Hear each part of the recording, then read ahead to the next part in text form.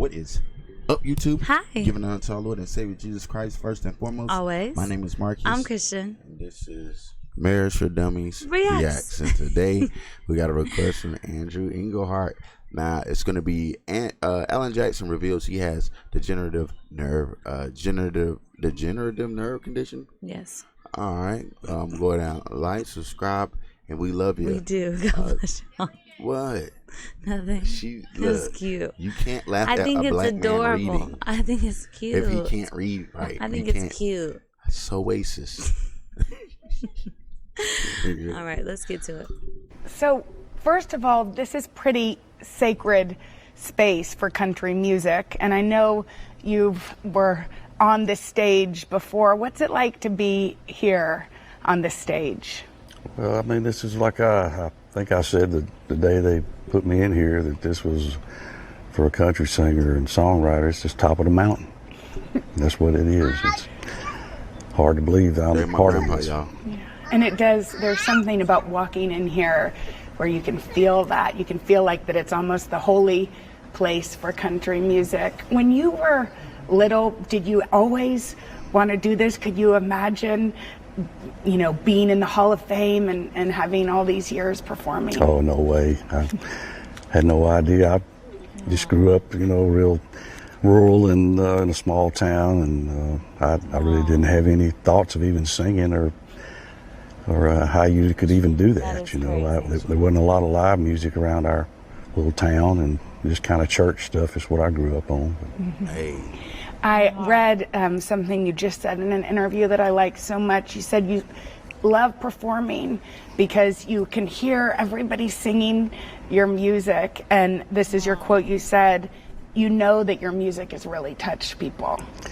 Yeah, that's true. I've never been a real want to be in the spotlight kind of performer. I'm more of a singer-songwriter guy, and you know, I've been doing this for a long time, so I've been everywhere 100 times, and it gets to be a job and a routine, and sometimes you feel like a machine, but you know, it never fails when you walk out there and have a good crowd, and they're, you know, one lady's holding up a sign that this is her 33rd concert she's been to, and another one, little boy this tall, says this is our first, holding up a sign, this is my first concert, and then they're holding up signs of different songs that have meant something in their life, you know, and from Living on Love, and then of course Where Were You, people, you know, I look out there and people are crying, and yeah, there's a lot, you know, and there's a lot of fun songs too, and 5 o'clock somewhere in Chattahoochee come on, everybody's having a big time. So I've always done, country music to me has always been just, you know, a mixture of everything. From most songs are about love or heartache, but or you know, country's always had everything in between, fun songs and songs about all about your life, and that's what I've sung about and written about my whole career, and that's one of the things I like the most about country music. All right, okay. And genuine. All right, first, if you want to react to a particular song you're choosing, best way to get us to do that, or content, best way to do that is go into our description. We got Cash App, Venmo, PayPal links. Click on one of those, send a donation along with the name of this song or the content you want to react to, and we'll hop right on it. We will. All right. Let's get back to it. So when you walk out there and see people affected by your music, it's endearing. It means something. Yes. Well, I mean, you don't know it, but my third date with my husband was singing along to your music, and I was like, okay, he's probably a keeper. I might have to marry him, and I did. And you know, when we listened to Remember When, I knew that she was a fan because she seems a little nervous, falling in love, you know? and hearing the little my heart. feet, you know, in the hallway. Now that we have little kids, Yes, ma'am. it means something. Yeah, there's a lot of life in some of those songs that I've written, but that I've experienced along the way. And you've been married for 40 plus years. 40 plus something, yeah. Have 3 grown kids. Yes, ma'am. So when you write about them, it must be extra meaningful. Yeah, I mean, I've seen my music, you know, follow all the different chapters of my life, and it's like this new album. There's a song on there I wrote from my mama when she passed away a couple of years ago, and then I wrote one on there when my first daughter got married. Maddie, she asked me about the father-daughter dance, you know, and if I'd write a song, and I said, well, I'll try to write something. That's tough, but I said, but if I write something, I told all three of the girls, this is the one for all three of y'all's wedding. I don't want to have to write three of them. So I did, and we've used it for Maddie's wedding, and then for my middle daughter, Allie, whose her wedding was last year. And matter of fact, she's on some wedding magazine today. It just came out or something. She's on the cover with her wedding thing. Pretty cool. And so that song ended up on this album. But, you know, life always seems to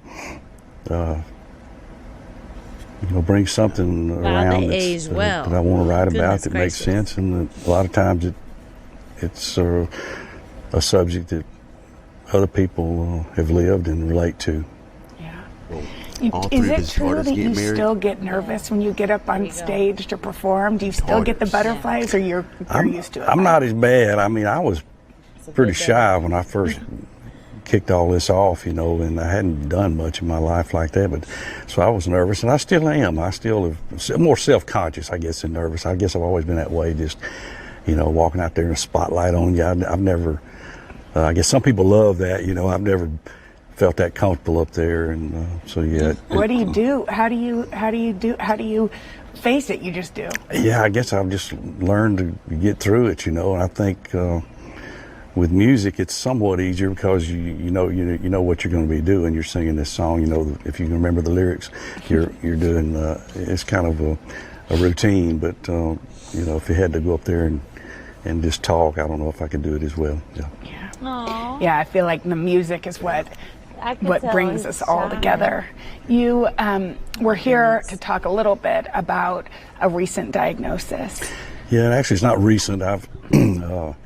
I've been reluctant to talk about this publicly and to my fans, but it's been a while, and it's starting to affect my performance on stage a little bit, where I don't feel comfortable, and I just wanted the fans and the public to know if they've come to see me in the last few years, or if they come to see me in the future, if I play anymore, what's going on. I don't want them to think I'm drunk on stage, because I'm having problems with mobility and balance, and I have this neuropathy, a neurological disease. It's genetic that I inherited from my daddy.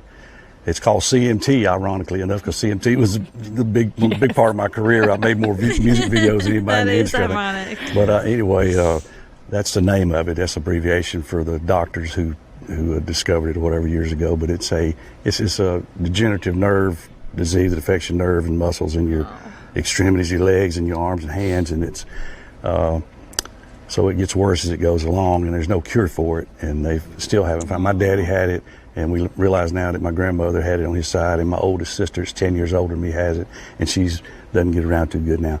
But it's been affecting me for years, and it's getting more and more obvious, and I know I'm stumbling around on stage, and now I'm having a little trouble balancing even in front of the microphone, and so I just feel very uncomfortable, and I just want people to know that's why I look like I do, if they're wondering. And He's so cute. I don't want to appear like some whiny celebrity. It's not going to kill me. It's not deadly, but it is related, like muscular dystrophy and Parkinson's disease, but it's not fatal. It's just going to disable me eventually. But my daddy died in his early 70s. He could still walk a little bit, but it is already affecting me tremendously. It is what it is. I love that. Again, I don't want to appear like I'm whining about it. I've had a wonderful, beautiful life, and I've been so blessed. I can't even imagine what other people go through. This is not a condition that I would be complaining about typically, but it is going to affect me performance-wise on stage, and I don't know how much I'll continue to tour. I've always thought that I never wanted to do the big retirement tour like people do and then take a year off and then come back. I think it's kind of cheesy, but I've always admired some of my heroes that just, Merle Haggard and George and Willie Nelson still playing out there at nearly 90 years old, and Charlie Pride and Loretta, and people just, they never retire. They just play as much as they can and want to, and I always thought I'd like to do that, and I would like to do that if my health will let me do that. Yeah, but it does not affect your voice. Right. I'm gonna stop it here, since it's a 30-minute long video. Oh, I see. And so that people can get clips if they want to, they can, what you call it, so that we don't hold them. I love that. But yeah. This is beautiful to be able to. And if feels like wasn't we're sitting down talking. Yeah. Sorry, go ahead. No, I'm just saying. Yeah, I really enjoyed it, and I hate to have to stop it, but this she over here balling. Yeah, I love him, man. He's just so he's a good-hearted man, and he's doing his thing, man. You know, so it's beautiful to see. But God bless y'all. We love you, and we'll see you in the next one. Yep.